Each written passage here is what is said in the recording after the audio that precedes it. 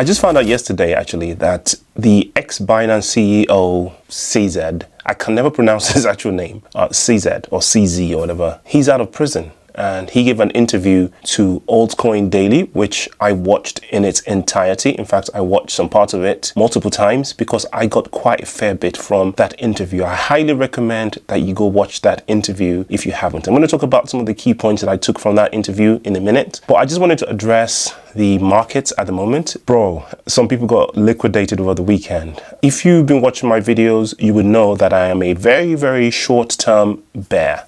I think that the market is going down significantly in the short term after we almost tested a new all-time high resistance, but we didn't quite do it. So I think that we're going to go a little bit farther down, considering especially that the United States election pump has been sort of priced into the market. And I think that even if the favorable candidate wins, that we're still going to see a dump either way, whoever wins, because there's the sell the news effect, which always happens regardless. I think that people who think that, say, for example, if Trump were to win, that the markets will pump, I think that people have preempted that and priced that into the market. And I think that people will sell on the news, even if it wins, knowing that a lot of people might also sell and then basically capitalize on the rebound. And I think that if the other candidate won, that it's going to sell off anyway. Either way, we're going to see a sell off. Again, not financial advice. This is just my own humble opinion. In the long term, and even in the midterm, though, I am a bull, which means that when we do dump, that we're going to see a significant pump right back up. It's going to be nearly a V-shaped recovery,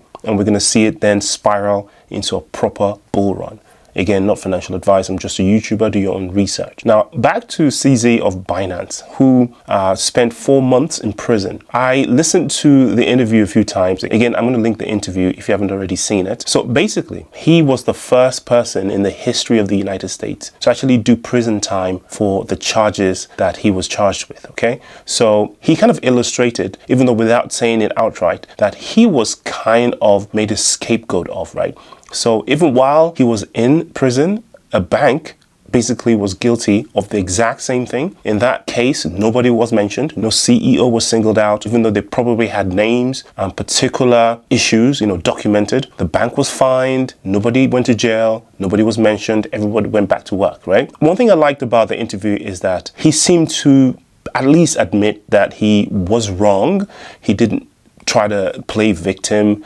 He even saw the positive side of going to prison. A very important thing that he mentioned was the fact that, being one of the richest people that's ever gone to prison. I don't know if he's richer than El Chapo, but, legally richer than him anyway. Having everything taken away from him that way meant that he was only left with things that were important to him. And at that point when he had nothing, going from being a billionaire, of course, he still had something in the back. But at the point of not being able to access his funds and do the things that he'd normally do with money, the things that were important to him were the human connections, right? His family, his friends, his colleagues, the human beings. So I think that's an important lesson for all of us, right? While we're here chasing capitals, chasing crypto, chasing generational wealth and all that, it's important to understand that those people that we're leaving the generational wealth to are more important themselves than the wealth that we're chasing. So that's some non-crypto advice.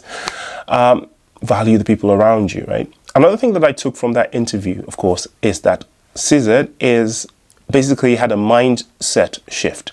Now, I don't know if that was the effect of going to prison and coming into contact with perhaps people that were unfairly in prison, people who are in prison for much longer than they should be, people who are perhaps not even completely guilty, but they were in prison because they were also made scapegoats of, or the failure of the justice system, or what have you. I'm sure he's encountered a lot of people like that. He even mentioned that he would be helping some of them legally with financial and legal aid to try and fight their case, perhaps to get them out of prison if they've been sort of unfairly prosecuted. Perhaps they didn't have the defense that they should have.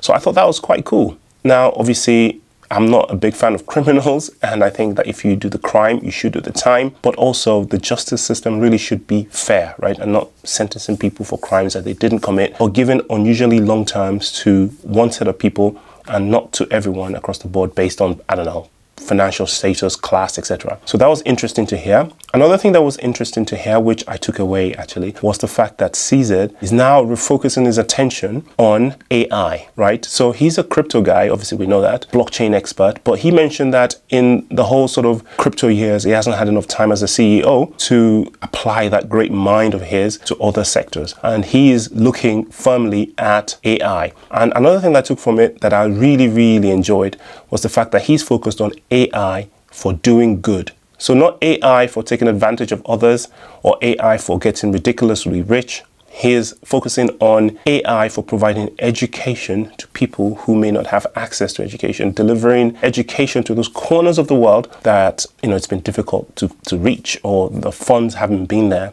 or the scarcity of teachers, etc.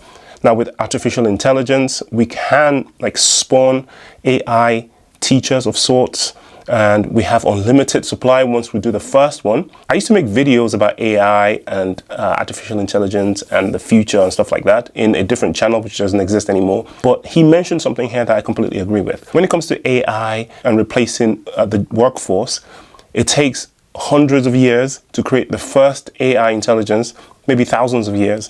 But once you create the first one, the second one takes only a few seconds, right? Or even less. You just need to spawn it, tweak it, and off you go. So we've reached a point now in technology, in our history as humans, that we are able to do these things now. So things like teachers, accountants, all of those jobs are soon to be replaced, unfortunately, by AI. So if you're not looking into AI right now, then what the heck are you doing? Especially if you're a young person, you're 15, 16, 25, drop whatever you're doing and start to master AI, because that's the future. Unfortunately, there's nothing we can do about it. AI is probably even more important and more crucial to us than the internet itself. I'm old enough to have been around when we made the transition to using the internet. Those of us that knew about the internet, were internet savvy, I think it used to be called at the time, had a massive advantage over those people that didn't. Like, we would go for a job interview, and if you just said that you knew how to use Internet Explorer, boom, you got the job. It's as simple as that, because nobody else did.